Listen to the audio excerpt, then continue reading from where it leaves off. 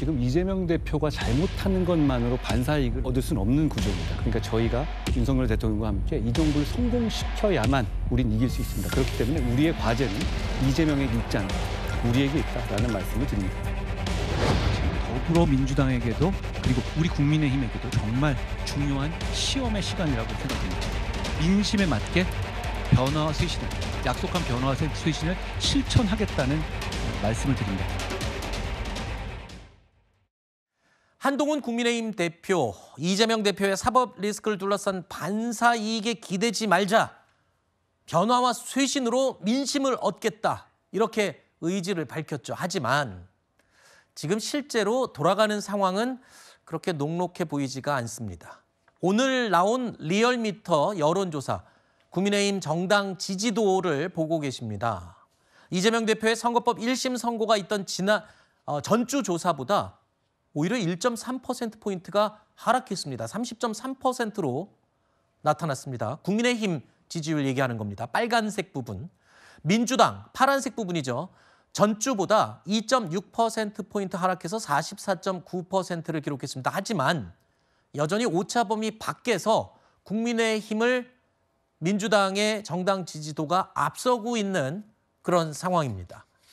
그러니까 지금 민주당은 당대표의 사법 리스크가 본격화되고 있기 때문에 상황이 그리 좋지 않습니다. 그렇다면 국민의힘, 여당이 이 상황에 좀 반사 이익을 얻고 무언가 공격으로 좀 상황을 전환시키면 좋지 않겠냐라는 여권의 의견도 있지만 전혀 그렇지 못하고 있다는 비판 시각이 있는 거거든요. 여권 일각에서는요, 이재명 대표의 사법 리스크가 현실화하면 분명히 여당이 좀 반사이익을 얻을 것이라는 분석이 있었는데 오늘 내용을 보면, 여론조사 내용을 보면 전혀 반영이 안 된 것 같아요. 반영이 안 되는 것뿐만 아니고 오히려 더 낮아졌죠. 그렇죠. 실망감이 더 높아졌죠. 그거의 주된 원인은 아무래도 지금 며칠간 나왔던 그 당원 게시판 논란이 주 핵심 요인이라고 보고 있습니다. 네. 지금 현재 그 지난 한 1년 반 동안 여당은 분열의 시간을 가지고 왔었거든요. 네. 근데 이번에 이재명 이 사법 리스크를 통해서 그거에 대한 반사 이익이라기보다는 이제는 야당이 분열할 수 있는 시간이 왔는데 이때 우리는 힘을 합쳐서 뭔가 단일화된 모습을 보여줘야 되는데도 불구하고 지금 당 대표를 마치 몰아내려고 하는 듯한 움직임으로 비춰질 수 있는 이 상황.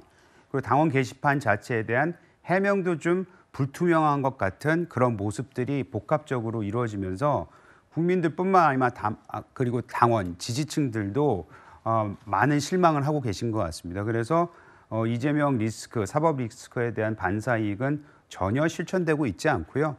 오히려 저 낮아지고 있고 오늘 만에 하나 이재명 대표가 이제 형을 받게 되면은, 유죄를 받게 되면은 그것에 대한 반사이익은 또 더 있지 않을까라는 사람들이 많은 생각을 하고 계시는데 저는 지금 상황에서 여당에 대한 시선이 너무 곱지 않기 때문에 그마저도 저는 기대하기 힘들지 않을까라는 생각이 듭니다. 그러니까 이재명 대표가 오늘 1심에서 유죄가 나온다고 해도 그렇다고 여당 지지가 오르지 않는 이유, 여당도 뭐 딱히 잘하는 게 없다.